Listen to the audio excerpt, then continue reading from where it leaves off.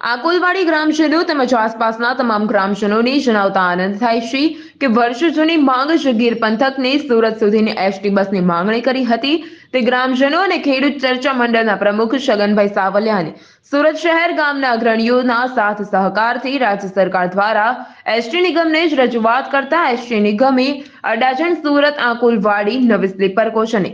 તારીખ 1 ફેબ્રુઆરી 2024ના રોજ લીલી ઝંડી આપી શરૂ કરી છે। એ બસ અડાજણ ડેપોથી ઉપડવાનો સમય બપોરે 3:30 કલાકે અને આકોલવાડી પહોંચવાનો સમય સવારે 6 વાગ્યે રહેશે, જ્યારે આકોલવાડીથી ઉપડવાનો સમય બપોરે 4 કલાકે રહેશે। એટલે તારીખ 2 ફેબ્રુઆરી 2024ના રોજ સવારે 7 કલાકે આ બસ આવતી હોવાથી તમામ ગ્રામજનોને નમ્ર વિનંતી છે કે સવારે 7 કલાકે બસ સ્ટેશન આકોલવાડી પર તેમનું સ્વાગત કરવા માટે અચૂક હાજરી આપે તેવી નમ્ર વિનંતી કરવામાં આવી હતી।